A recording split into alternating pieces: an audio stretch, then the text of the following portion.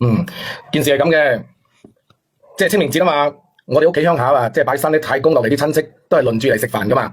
今年咧就輪到我屋企呢度開餐。你邊度人？但係咧我老婆咧，我廣東河源客家人。客家人嚟噶？你老婆做咩啊？係客家人。咁我老婆咧就喺3月份咧就同我嘈交，咁嘈完之後咧就鬥氣搬咗出去。咁清明嗰時咧啲親戚翻嚟聚餐啊，佢都冇翻嚟。點解？所以我咪就係因為好少嘅事嚟嘅啫。咩事啊？咁我同你講下啦，件事係咁嘅，我同佢結咗婚咧都有10幾年噶啦。即係我自問咧我就冇待薄過佢嘅。咁佢同我咧結婚咁耐咧就生咗3個女，我一直都冇怪過佢。家陣咧都有埋第4胎噶啦。3個女你都唔怪佢啊？3個女你都唔怪佢係咪？係啊，咁自己老婆嚟噶嘛，咁生到咩咪咩咯，有咩好怪嘅啫？係咯，咁你啱先同3個女都唔怪佢，你以為有咩好怪？係咯，你真係好偉大啊！即係我要講嘅咧，我想你幫我解決咧，唔係呢啲事，你聽我將件事講完先啦，好冇？即係生咗3個女我都冇怪佢嘅，家陣第4胎個肚入邊係有第4胎噶啦。你知啦，生咗3個女，屋企啲生活就好唔容易噶嘛。本身我都係打份工啫，工資又唔係話好高，要養成頭家啦嘛。咁跟住咧係咁嘅。舊年佢細佬喺出邊做嘢就整親隻腳啊嘛。佢講都唔同我講，就背住我就轉咗800蚊俾佢細佬。咁我知道咗之後，係啊，咁我知道咗之後咧，我就問佢做咩轉咁多俾佢細佬啊？因為當時咧我同佢係商量好嘅，同佢講過嘅，話俾300蚊就得噶啦嘛。咁你蕭姐姐，你知唔知佢點講啊？點講啊？佢話佢攞自己啲工資補翻上去嘅，補咗500，佢嘅工資。咁我哋係兩夫妻嚟噶嘛，我哋結咗婚。佢啲錢啊，同埋我啲錢啊，係屬於我哋2個人夫妻共同財產嚟噶嘛。你聲都唔聲下，你自己又背住我，將啲錢啊轉俾佢細佬。我想問下你啊，我想問你一句話啫，哥哥，你有冇家姐啊或者妹嘅？有啊，我有家姐噶。咁我要問你啦，嗱，咁如果有一日你俾人哋賺到跛支爛彈，咁你希望咧你嗰啲家姐咧轉幾多錢俾你？如果俾人哋賺到跛支爛彈之後，咁我家姐咧，佢俾幾多我係佢哋嘅心意，即係唔係話因為我家姐俾幾錢我。即係好似我老婆俾個細佬咁啦，唔係話因為俾幾錢嘅事，係因為咧佢講都唔同我講，咁兩個人結咗婚。咁問題佢已經講咗俾你知啦，你講咗俾你知啦，轉800蚊啊，唔係轉300蚊啊，象跛隻腳先轉300蚊。咁我已經問咗你啦，如果第日你俾人漲到跛支爛彈，咁你有啲家姐同埋妹要轉幾多錢俾你啊？嗰啲嘢唔係咁嘅回事啊嘛。咁佢哋轉幾多係佢哋嘅心意嘛，但係即係我話緊我老婆啊嘛，我話緊我老婆，佢即係要轉幾多啊？我哋商量好係俾300嘅，就俾300係咪？唔係。即係話你轉幾多，你都要同我商量過先俾噶。咁人哋已經講咗俾你知俾你都話要俾300咯，轉咗800都俾你知道都半死啦。咁佢就係背住我，又轉咗800過去，佢自己貼翻500啊嘛。我後尾先知呢件事啊嘛。咁如果我一開始知嘅話，我肯定唔肯啦。因為我成頭家仲有3個女，老豆老母嗰啲，全部啲生活本身條件就唔係話好鬆爽嗰啲啊嘛，好緊張噶嘛。我明白，你都係一個老實人，明白你嘅。咁點啊？咁頭先我講啦，佢話。係佢攞佢啲工資補貼嘅，咁啊，我哋夫妻共同財產嚟噶嘛。我知道你咁緊張，冇人講你，咁你有你嘅道理嘅，因為生活艱難。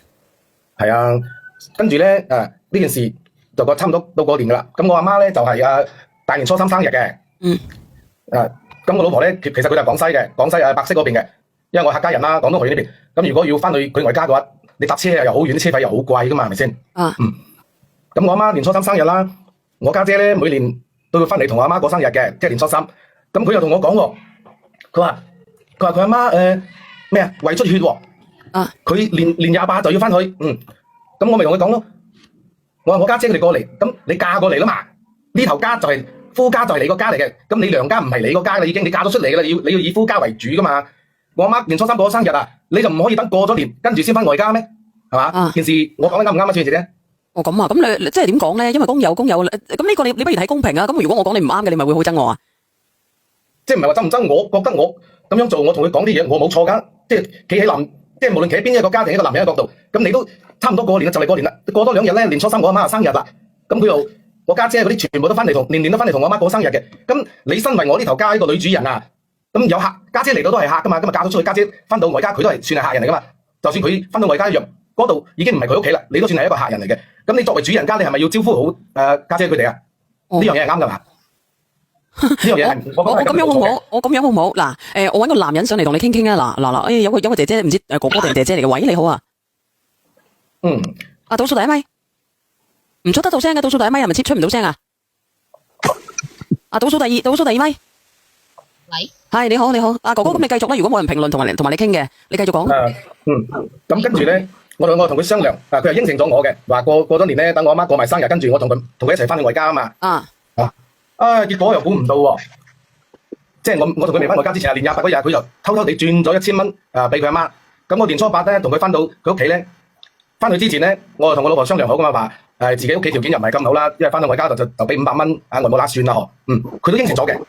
咁翻到去咧，我就攞500蚊出嚟，話俾個外母乸噶啦。你知唔知個外母乸點講啊？孫姐姐，佢話我老婆年廿八之前，年廿八嗰日就已經轉咗1000蚊俾佢啦，佢唔使俾啦。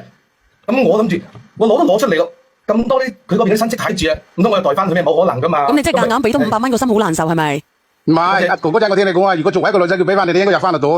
頭先我聽你咁耐，我真係覺得慘嘅。你初大嚟講，你講轉300蚊，800蚊，嗰陣時800，我以為聽8萬。你其實講真啦，你個老婆已經做咗下，我同你講啊，點解啲親命唔翻嚟呢？因為人哋心寒喺度啦，哥哥咪話做男人我唔幫你啊，係嘛？即係作為一個兩公婆，見到大哥有錢，幾百蚊你都咁大意見，幾百蚊啊大哥，唔係幾百蚊嘅問題，係嘛？咁你首先要清楚，第一個，我有3個女，跟住咧仲有個肚入邊仲有一個，我屋企條件咧，即係我自己打份工嘅啫，工資唔係好高，哥哥我同你講，仲有第二我同你講。你轉幾多？你要先同我講，你唔好話背住我轉咗之後先俾我知呢樣嘢，先後嗰個順序你要分清楚。咁如果講咗俾你，你會唔會俾先？老實講啦。你既然間你都咁講嘅，即係連幾百蚊都要問過你嘅，即係點樣講啊？嗱，作為男人係咪咁講啊？即係連轉個幾百蚊屋企有樹，你講親啲嘢都有樹嘅，轉幾百蚊你都咁大意見，咁你點同你過日子啊，大哥係嘛？你雖然話你打份工係咪咁佢咪要你條，佢咪攞你條命啊？大佬攞幾百蚊都咁大意見？人哋問你嘅生魚嚇，嗱哥哥。加咗價，咁嗰日嗰餐飯要加多幾個？呢個哥哥跌咗落去係咪？呢個邊個問㗎？第一米邊個嚟嘅？第一米？趙燕係邊個問㗎？有個哥哥倒數第一米，你連翻上嚟啊！呢個何源哥哥。頭先突然間語言識別唔到你放心啲，你唔使咁緊張嘅。其實咧，我哋呢度咧都係傾偈嘅地方嚟嘅啫，為你解憂排煩嘅地方嚟嘅啫。你咪講咯，你個老婆又點啊？男人大丈夫，老婆轉幾百蚊，邊個而家咁大意見，影衰晒我啲男人。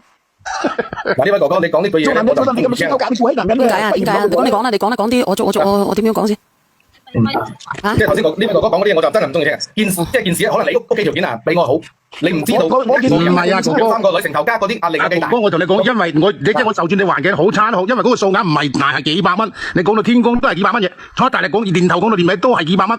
咁你都睇唔開，嗰個係外家嚟嘅，個老婆外家。又話嗰個外母有病人啲。咁呢樣嘢我就唔講啦，呢樣嘢唔講。咁你同你老婆啊，做咩嘢？之前兩公婆生活喺埋一齊，你係過一世噶嘛？佢做乜嘢？對方做乜嘢？你兩個人係咪要先商量咗先？即係佢對住我，唔使商量。等第二個講啦，哥哥嗱，我同你咁講啊，如果你講咩路血，你只能夠係一個公婆嘅。我同你講，你揾嗰個老婆啦，人哋肯定走嘅。睇咁簡單嘅啫，人哋點解為什麼親命都唔翻嚟啊？明唔明？諗下諗下你自己清醒啊！你計過未啊？我喺廣東啊，我翻去廣西嗰邊啊，同佢翻廣西嗰邊啊，翻外家嗰啲路費唔使錢㗎，嗰啲車路費你計過未啊？成家人翻外家，你計過嗰條數啊？你揾人個老婆都預咗㗎啦，係嘛？你個老婆係生定係嗰度揾翻嚟嘅，你必須做老細就要付出㗎啦。聽到嗎？聽到啊，係嘛？你連嗰啲所謂要付出嚟做咩男人？要付出嚟點啊？做咩男人？如果我身家幾百萬啊，我自己開埋車翻去都得啦。咁你夾攬咗幾百萬，點都唔過你啦！你咁孤寒，有咩有幾百萬㗎？你揾佢冇幾百萬唔識㗎。你咁孤寒真係揾得到錢嘅咩？